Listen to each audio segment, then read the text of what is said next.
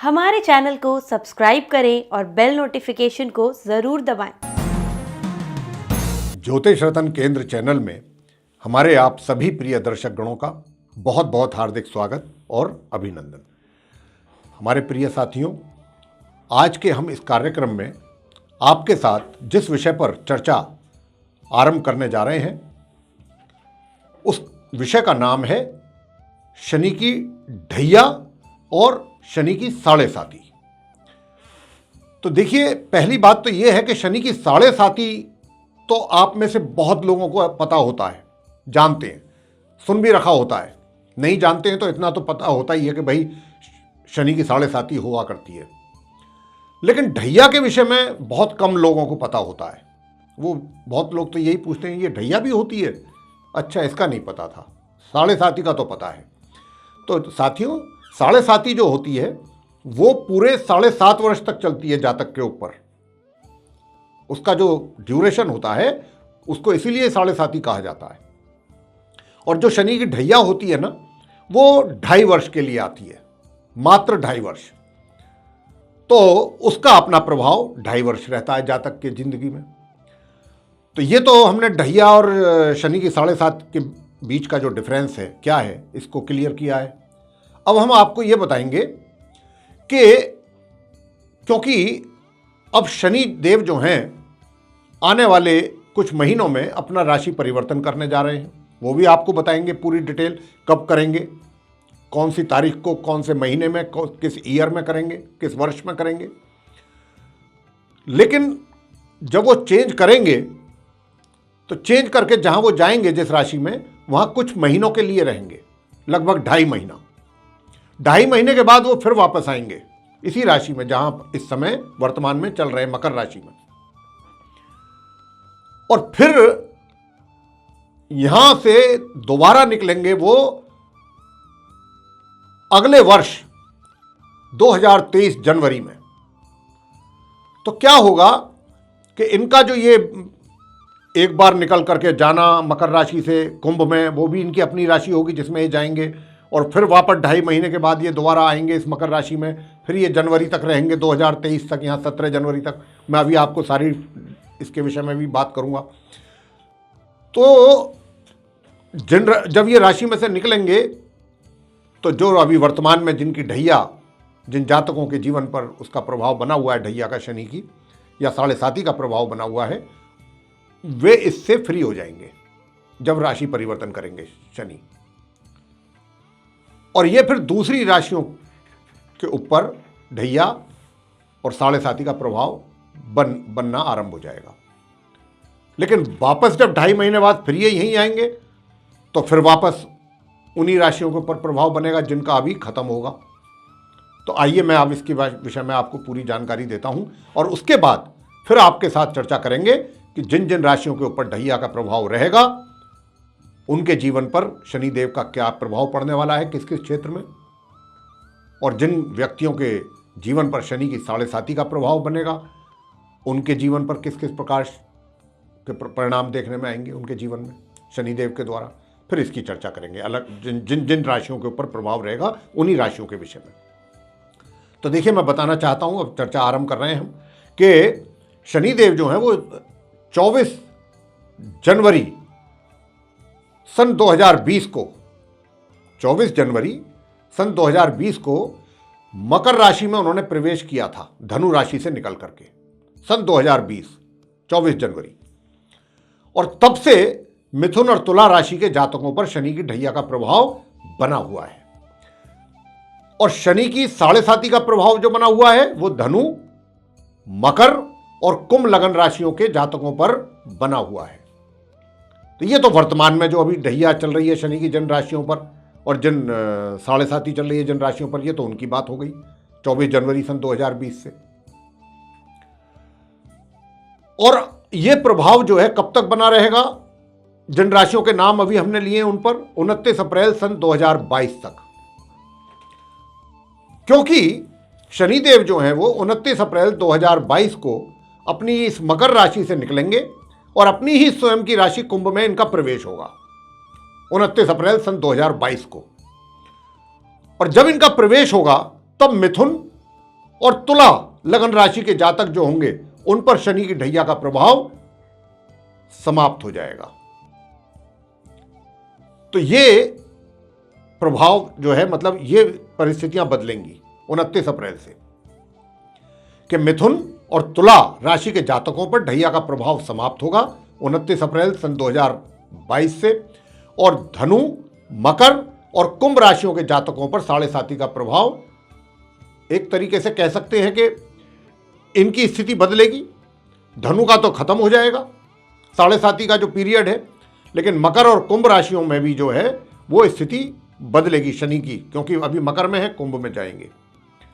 यानी कि मकर राशि की अगर हम बात करें तो उनका तृतीय चरण, लास्ट चरण आरंभ होगा।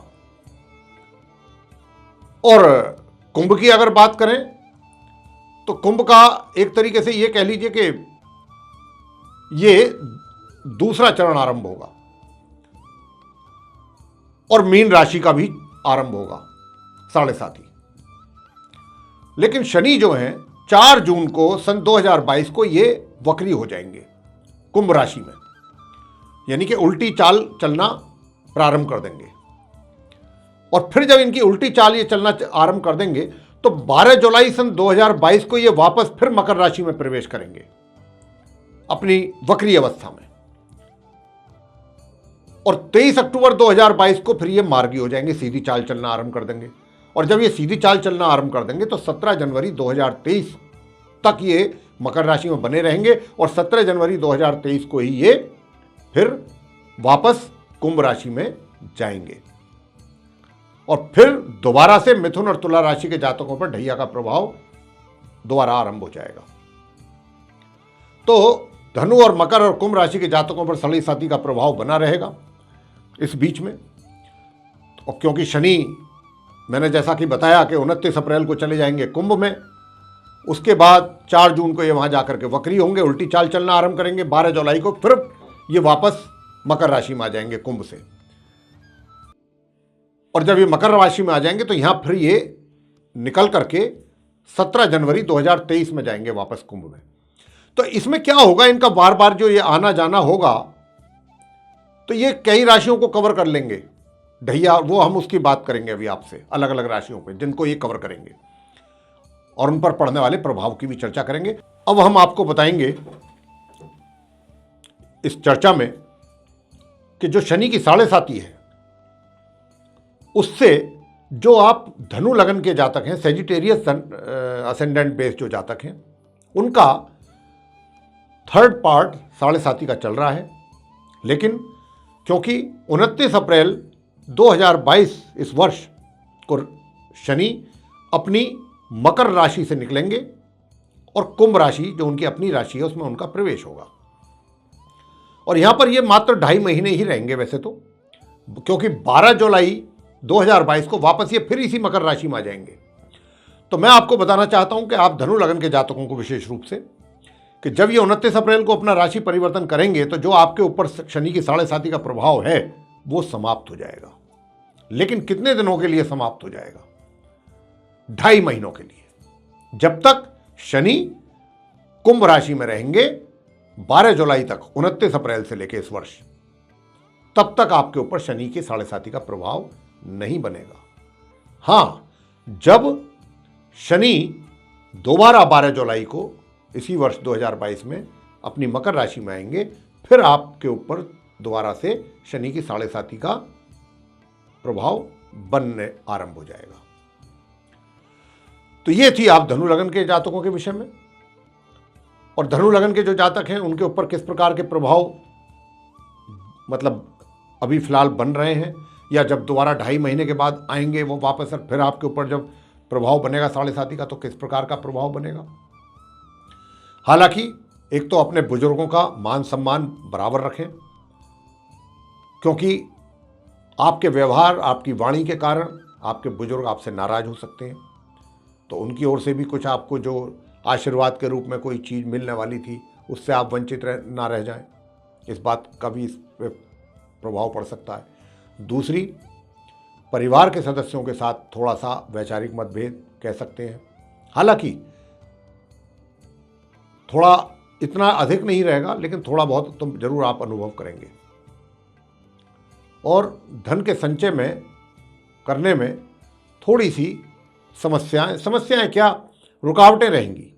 अगर आप कोई प्लानिंग कर रहे हैं कि भाई मैं कहाँ इन्वेस्ट करूँ, कैसे सेव करूँ अपना मनी, तो उसमें थोड़ा सा या तो टाइम अधिक लगेगा या जैसे आप चाहते हैं वैसे ना हो पाए, इस प्रकार की स्थिति बनेगी।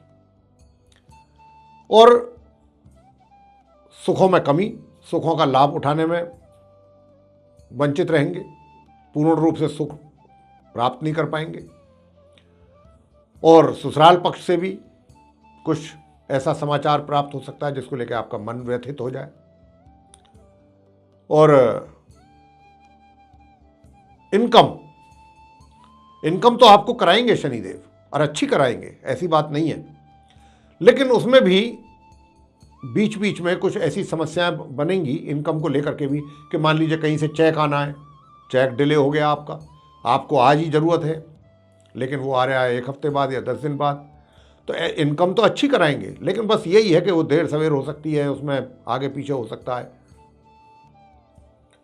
मित्रों का सहयोग भी प्राप्त करेंगे, लेकिन मित्रों से सहयोग के साथ साथ उनसे सतर्क भी रहें, पूर्ण रूप से अंधविश्वास ना करें।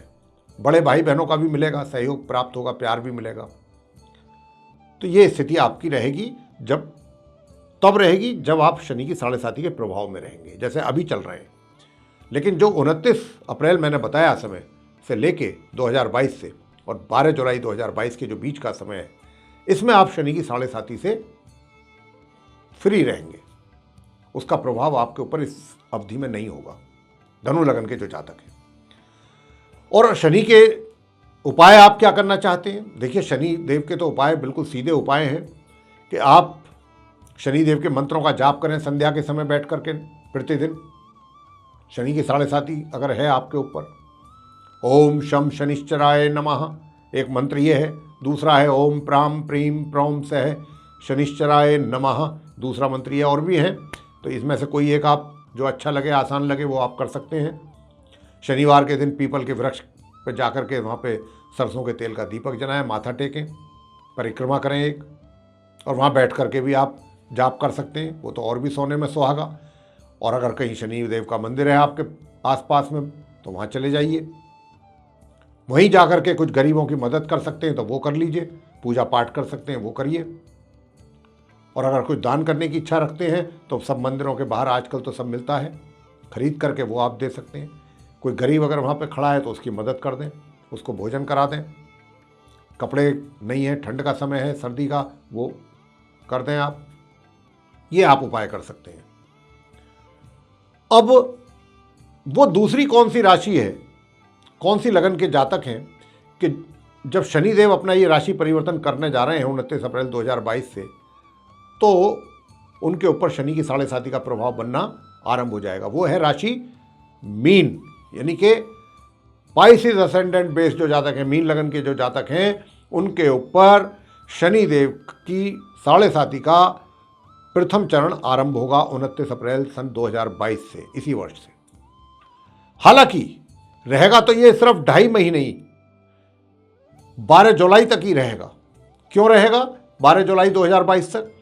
क्योंकि 12 जुलाई 2022 को शनि वापस मकर राशि में चले जाएंगे, और जब 12 जुलाई 2022 को वो वापस मकर राशि में चले जाएंगे कुंभ राशि से निकल के, तो आपके ऊपर शनि की 7.5 का प्रभाव भी समाप्त हो जाएगा।